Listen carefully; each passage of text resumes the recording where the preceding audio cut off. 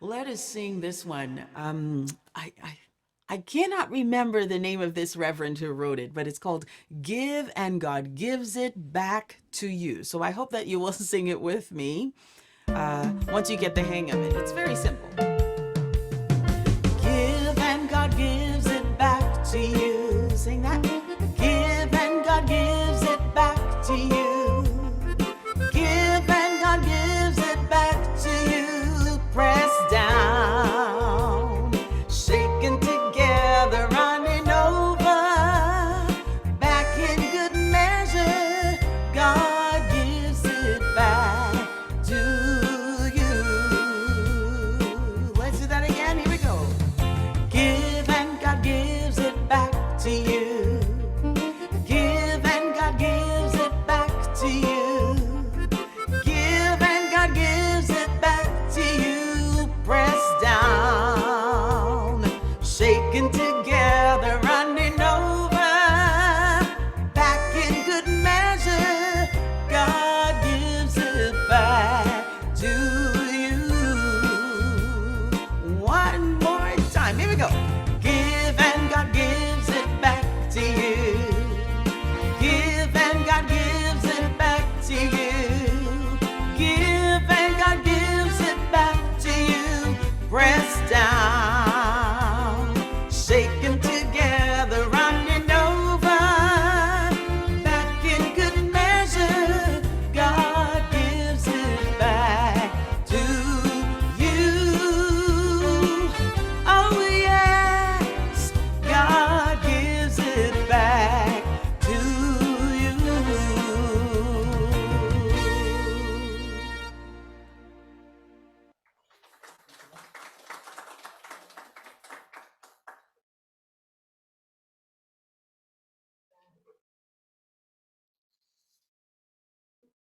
Good morning.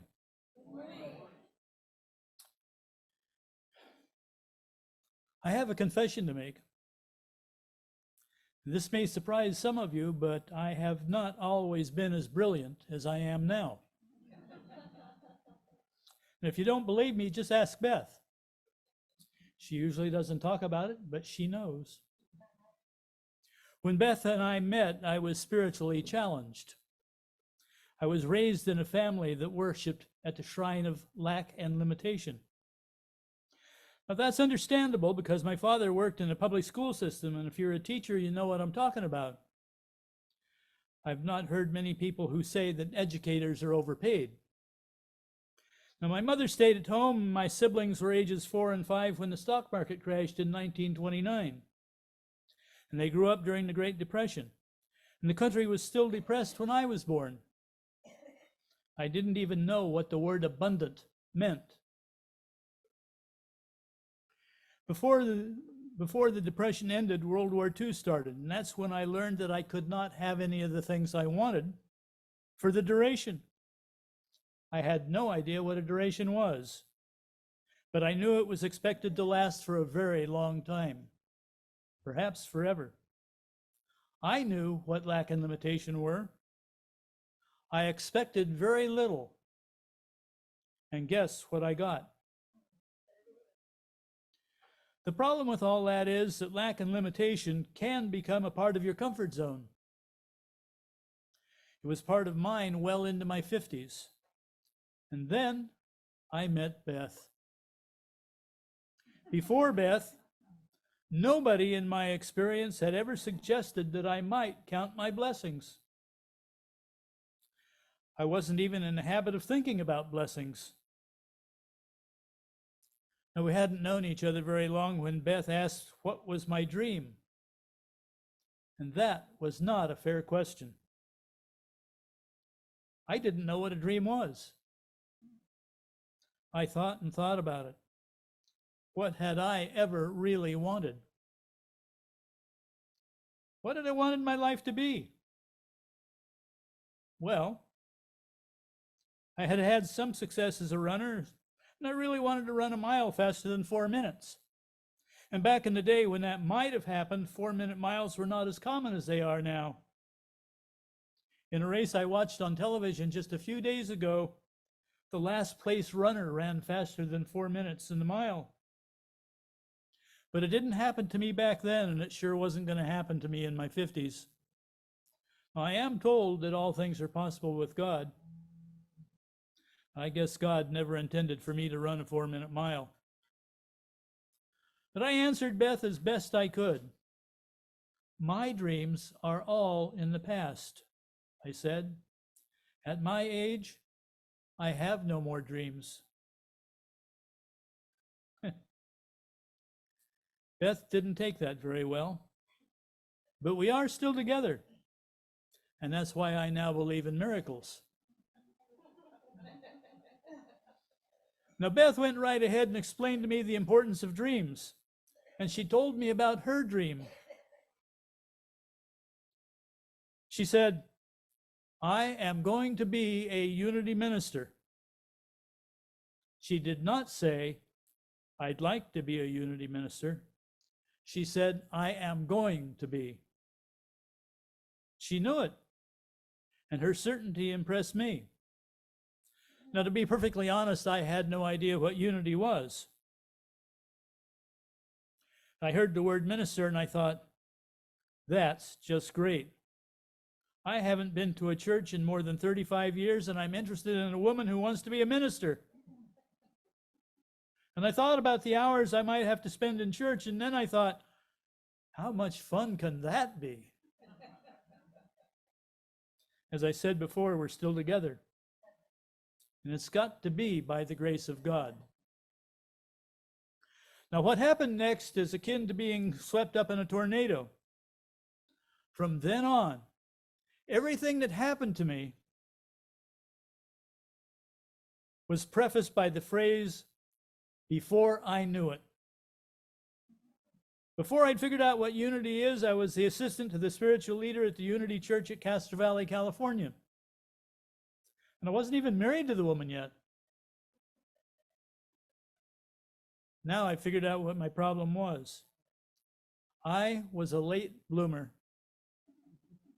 I was a late bloomer physically. I was smaller than the other kids my age, and I'm still hoping that I'll grow to be over 6 feet tall, just like all the other males in my family.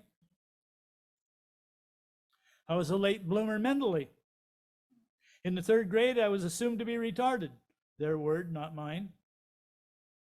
In the 4th grade, to the surprise of my 3rd grade teacher, I was moved ahead half a grade. And I was definitely a late bloomer spiritually. I'm not fully developed yet. But thanks to meeting Beth, I am getting closer. Now, being the assistant to the spiritual leader has its challenges. Beth and I were living together, but we weren't married. Some of the older members of the congregation decided that we should be married. She was the spiritual leader, after all. We were supposed to set an example. And I began to feel pressure that became less and less subtle as the weeks passed into months and then a year. Finally, I agreed. One Sunday during the peace circle at the end of the service, I got down on my knees, presented Beth with a ring, and asked her to marry me. And to make sure that all the witnesses heard me, a board member put a microphone into my hand. And to make sure I couldn't forget my commitment, the Board of Trustees recorded my proposal.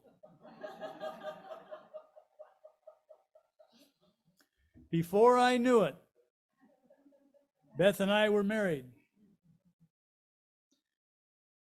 Now, 3 months later, Beth traveled to Unity Village to try out for the ministerial education program. Now, many people have had to try out more than once, and Beth was thinking she'd better get started.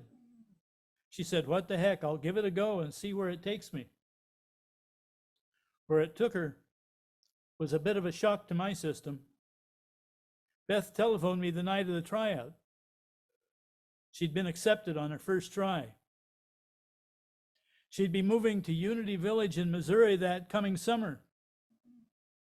Now, I'd only been married to Beth for 3 months. And I couldn't imagine living alone for 2 years. Besides, she might meet somebody at Unity Village who had a lot more in common with her than I did. Before I knew it, I'd informed my school system that I was retiring in June. Things were moving like a whirlwind, and this was taking me way out of my comfort zone. I'd not been unemployed for 45 years. Why had I done such a foolish thing as retire early? If I had taught for one more year, the school district would offer a $40,000 buyout for anybody willing to take an early retirement. By retiring prematurely, I would not be getting that $40,000. So Beth gave up her spiritual leader salary. I took a 40% cut in pay, and we moved to Missouri so Beth could become a full-time student. Now, we'd been at Unity Village for only a few months when we discovered that we were spending $400 a month more each month than my pension was paying me. We needed to cut back and spend only on necessities. The challenge was that everything we had bought was necessary. And I would have done some serious worshiping at that point, but I discovered that there was no shrine to lack and limitation at Unity Village. What was wrong with those people? I needed to get a job. But what can a retired teacher do? Beth had another idea. Some of the ministerial students had organized a prosperity seminar before the first class they had in the morning. All the ministerial students had to be in chapel at 7:30 a.m., and the dean always removed the sign-in sheet at 7:30 sharp, and the late comers had to face an inquisition. The seminar was scheduled for 6:45 a.m., and Beth is not a morning person, but she was never late. She's even forgiven me for pulling the bedding off her at 5 every morning. And Beth announced that we were both going to attend that seminar. We would have to get up even earlier. That shows you how serious Beth was about prosperity principle. Before I knew it, I was listening to people giving testimonials about prosperity, and I have never heard the word abundance used so easily and frequently. I rapidly learned about prosperity principle. I was immersed in it. Before I knew it, I could talk about it. But I knew those testimonials were about other people. It was just like how God talked to people in the Bible. I wondered why God had never spoken to me. Everybody in the group acknowledged God as our source. I wondered how God could be such a good source for Beth's classmates and not for me. I guess you could say I was a skeptic. Was I doing something wrong?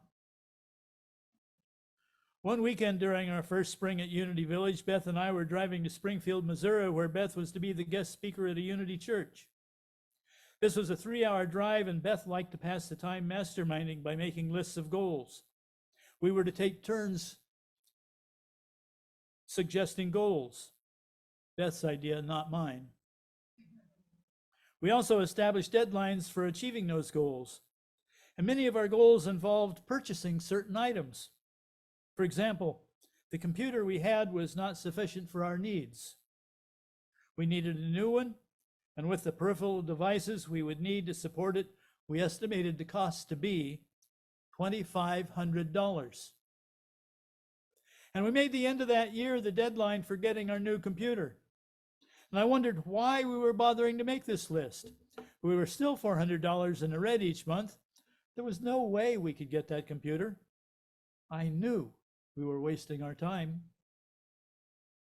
And that's when Beth announced that we must tithe. Tithe? I thought.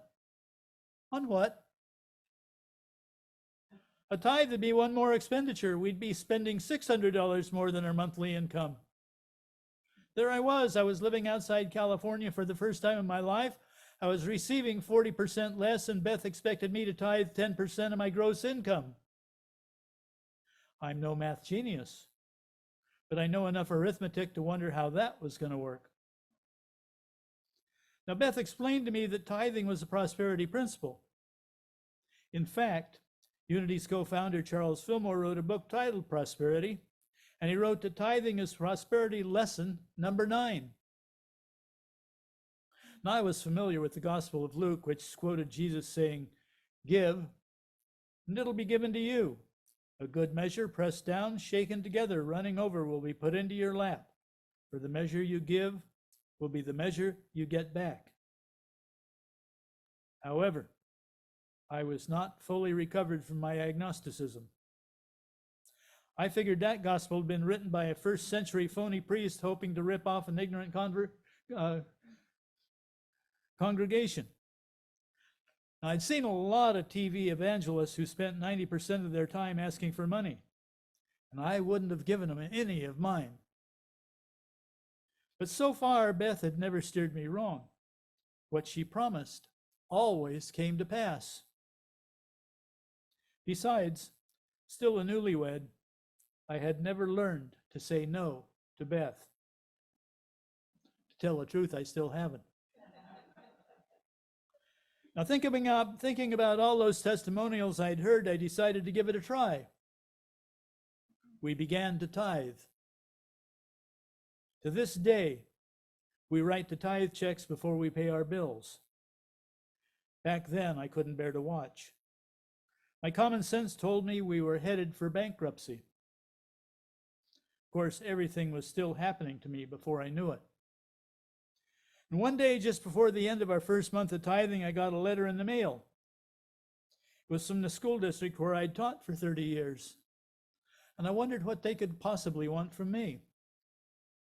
Imagine my surprise when I read the announcement that the Teachers Association had negotiated a sizable pay raise that was retroactive to the last year I had taught. The letter told me that the school district owed me retroactively for that entire last year. The check would be in the mail. That was unexpected income. A month later, I got another letter. This one was from the California State Teachers Retirement System, and it informed me that my pension had been calculated on the average of my last 3 years of teaching. My last year had now become larger than had been calculated. My pension was increased, and the retirement system owed me back pay. The check would be in the mail. This was starting to get eerie, but fun. Now, some of the ministry candidates got paid to speak at churches within driving distance of Unity Village, and Beth spoke regularly at several churches, and this was more unexpected income. And I had difficulty believing how all this was coming together. Now, Beth explained to me that volunteering was also a prosperity principle. See, she suggested that I volunteer at Unity Village. There just happened to be a call for volunteers at Silent Unity. And before I knew it, I was making and assembling Braille calendars for blind people who'd requested prayers. And volunteering turned out to be a greater prosperity principle than I had realized. Not only was I beginning to gain a higher opinion of myself, at the end of my first week, I was surprised to be presented with an unexpected paycheck. Then, before I knew it, there was an opening at the Unity Village bookstore, and the recommendation from the director of Silent Unity got me the job. I received a regular paycheck for the next year and a half. More than likely, I even sold a textbook or two to Reverend Catherine. Now, things were looking up. We'd only been tithing for a short time, and before I knew it, we were operating in the black. We could pay our bills. I was finding it difficult to argue against tithing. I was still skeptical, though. We were living okay from month to month, but the end of the year was upon us, and we still didn't have the $2,500 for the new computer. Was masterminding really based on principle? Around the 1st of December, I got a call from the school district in California. They had run an audit that discovered that they had been double billing my pension for health coverage. Guess how much money they owed me? That's right, $2,500. The check would be in the mail. In addition, I would be receiving another $150 a month from my pension. We started using that computer before Christmas.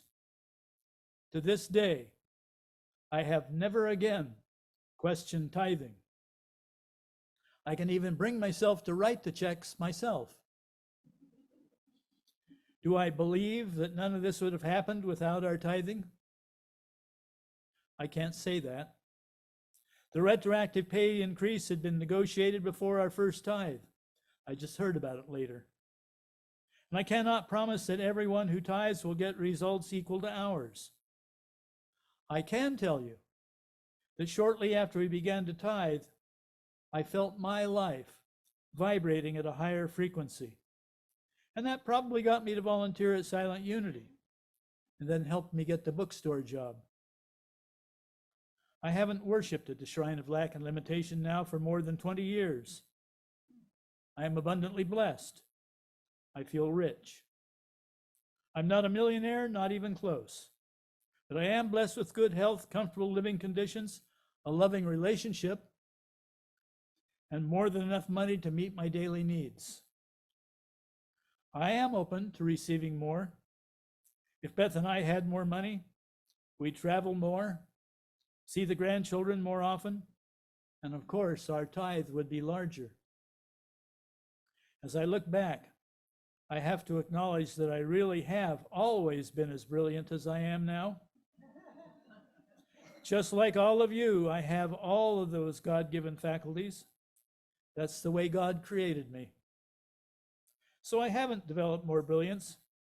I have developed a greater awareness. I have a greater consciousness of my potential, and I'm reaching out in more ways. Now I know what they mean when they say, it all happens in consciousness. The consciousness is a wonderful thing. I had been meaning to try it for years. Instead, I've spent a lot of time relying on hindsight. And I guess that's because so many of my experiences happened to me before I knew it. For example, God has been speaking to me all along. I just didn't know it was God. Do you think that's ever happened to you? I know we're in good company. Even the prophet Samuel didn't get it at first. God called, and Samuel thought it was his mentor Eli calling. He woke Eli up 3 times in the night before Eli told Samuel it was God calling. Some of us really need mentors to clue us in. Charles Fillmore explained it. He said that when God calls, we don't necessarily hear a voice. We may not even feel anything. We just know it. We've called it intuition and given ourselves credit for it. If we're honest, we must acknowledge that intuition is divinely inspired. Suddenly it occurs to me that this has been a testimonial, and it wasn't about somebody else. It was all about me. And this is exactly how it happened. Every day I give thanks to God for sending me Beth to show me the way. Now I see tithe as an opportunity. Now, whether or not you tithe is up to you. You have to be comfortable with what you give. Must be freely given or the principle doesn't work. Whatever you decide, may you be aware of the ways God has spoken to you, and then count the ways God has blessed you. If God blesses me, then God must be blessing you. And that's the truth.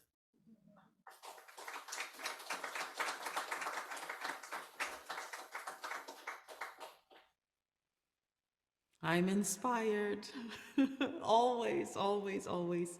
Let us sing this one. I am so blessed.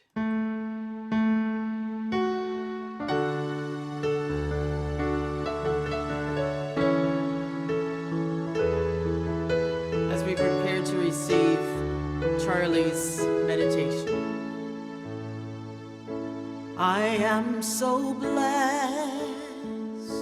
I am so blessed. I am so grateful for all that I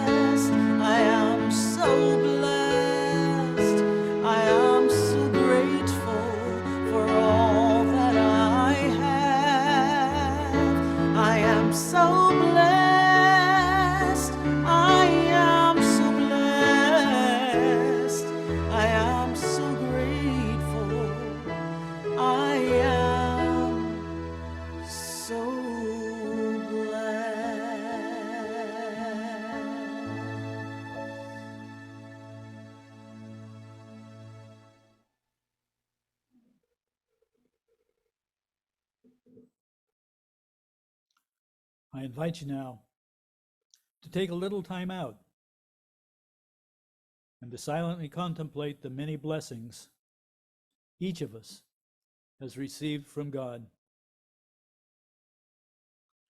And as we prepare to meditate,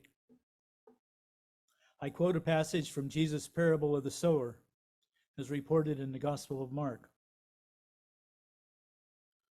Other seeds fell into good soil and brought forth grain, growing up and increasing, and yielding 30 and 60 and 100-fold.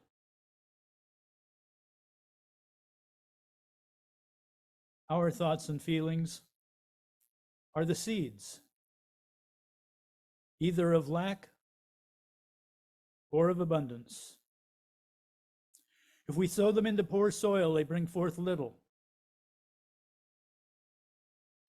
We choose to sow them into the good soil through the positive thoughts that we hold in prayer.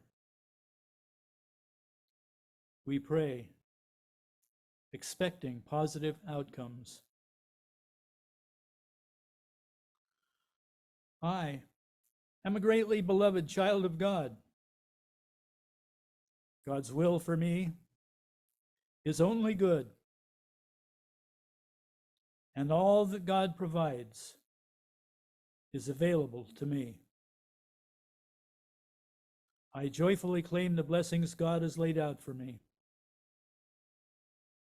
and I step forward in the direction of my dreams. As I turn my thoughts to the blessings of life today, I give thanks for each one I have given and for each one I have received. My world is filled with divine abundance and unlimited potential. These are the seeds that I plant in the good soil of abundance. I turn now to my heart space within and quietly affirm their fulfillment in the silence.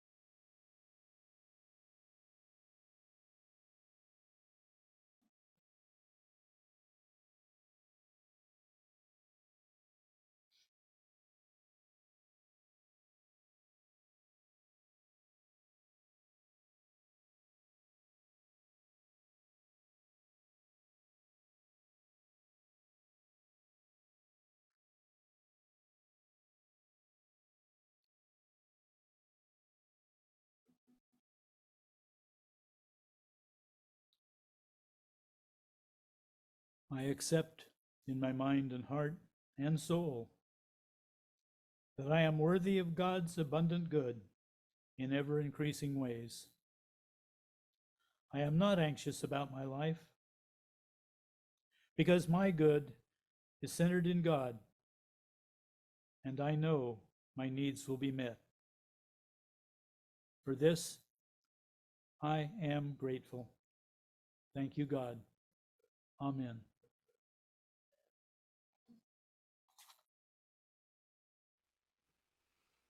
Let us sing this one by Heidi Mueller. And it's all about tithing.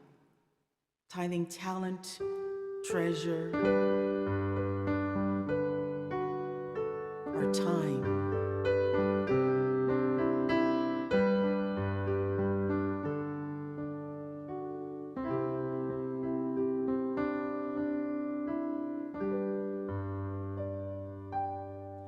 My gift goes forth on the wings of love, and it lands where it can heal and bless, it returns to me, multiplied 1,000-fold, as the universe says yes, yes, as the universe says yes.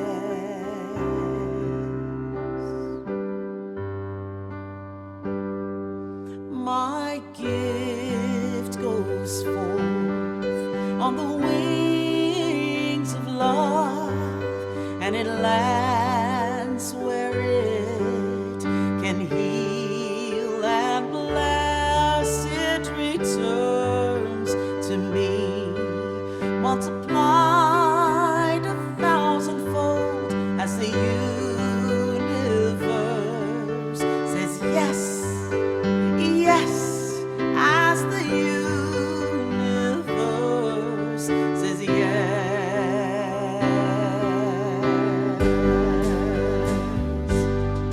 My gift goes forth on the wings of love, and it lands where it can heal and bless. It returns to me, multiplied 1,000-fold, as the universe, say it with me, says yes, yes, as the universe says yes.